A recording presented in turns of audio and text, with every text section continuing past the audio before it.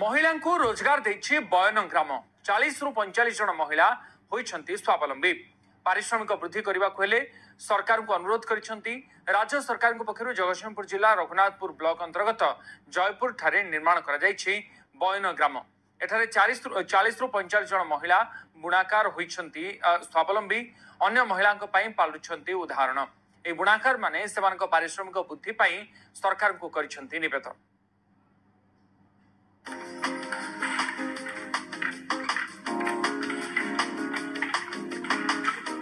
राज्य सरकार पक्षर जगतसिंहपुर जिला रघुनाथपुर ब्लॉक अंतर्गत जयपुर ठारे निर्माण होइछि बयन ग्राम। पार्वती समवाय समिति परिचालन बयन ग्राम 40 रु 45 जन महिला बुणाकार माने स्वावलंबी हेबा सह अन्य पालुटिछंती उदाहरण। गाँव प्राय 100 ऊर्ध बुणाकार परिवार ए बयन ग्राम मागणारे लुगा बुणिबा पई सूता एवं अन्य सामग्री नेबा सह लुगा बुणी देबा परे पारिश्रमिक नै थांती। ए बयन ग्राम विभिन्न प्रकार हस्ततंत्र लुगा, गामुछा, लुंगी, बांध शाढ़ी, बेडसीट, रुमाल एवं कांतिया साल आदि तैयारी होइथाय। तेबे बाबदर जहाँ पारिश्रमिक मिलुछि ता समुद्र को संख्ये दिन को दिन सब दरदाम वृद्धि पाउथुवा बेले स्वल्प पारिश्रमिक परिवार प्रतिपोषण करने कष्टकर हो पड़ुछि। तेबे राज्य सरकार एप्रति दृष्टि देबा सह पारिश्रमिक वृद्धि करने दाबी होछि। आमे 8 वर्ष लानी प्राय एटी बुणा बुणी करूछु। घरे तंत अछि प्लस ए सोसाइटी रे तंत अछि। सोसाइटी रे भी हमर ई साल बुणा होउचे, साल बुणुचे। साड़ी, गामुछा, लुंगी, टाउल, रुमाल आउ कपड़ा थान ए सब गामुछा ए सब जिंस बुणा होउचे। घर काम सहित एठी आसिकी भी मोर जहा जतिकी बुणिया कथा मोर सेतिकी बुणुची। इथि भी पारिश्रमिक 800 टंका ए मजूरी जो जाकट साड़ी आउ टिके चाहूचे आउ टिके अधिक टिके मजूरी सरकार जदि टिके आम बुणाकार ऊपर टिके ध्यान दियंतु किंतु आउ टिके मजूरी टिके बढ़ांतु।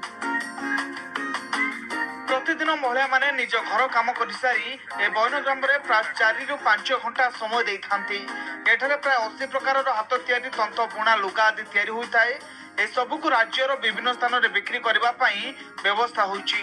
भुवनेश्वर एकाम्र हाट आरंभ करी पूरी बयनिका को भी पठा जाए। एथिसह व्यवसाय पई राज्य बाहर को मध्य पठा जाउछि बोली बयन ग्राम सभापति और संपादक कहछंती। घर काम करिया आसी केते टाइम मिले एठी भी काम करू। स्वामी की साहाय्य मध्य करि पारुछु। पिला छुआ इतर किछि किछि भी ये करी ना मैं जेंति हिंदी चलुछु। आ चली सप्ताह टिके किछिरा पढांदे हमर ताला में जे उपकृत हंतु। हमर एग्जीबिशन जाउची, लोकल मार्केट सेलिंग होउची। हमर एग्जीबिशन जाउची भुवनेश्वर एकाम्र हाट जे पडुची, पुरी अर्बन हाट जाउची। त बाहर भी ओडिसा बाहर को भी जाउची।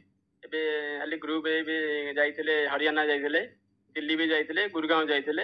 80 प्रकार आइटम आमे निजे माने बुणाकार हिसाब रे आमे बुणुचु।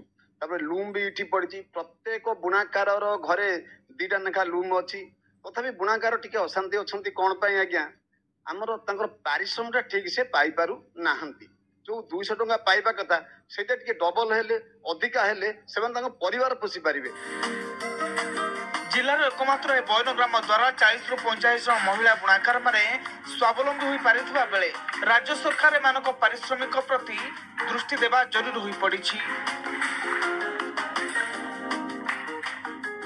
राज्य सरकार पक्षर निर्माण करा जायछि बयन ग्राम।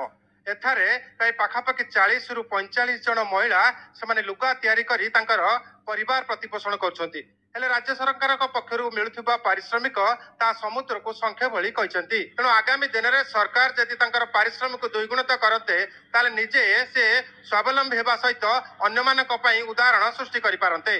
जगतसिंहपुर जिल्ला सरोज साहू, न्यूज 18 ओडिया।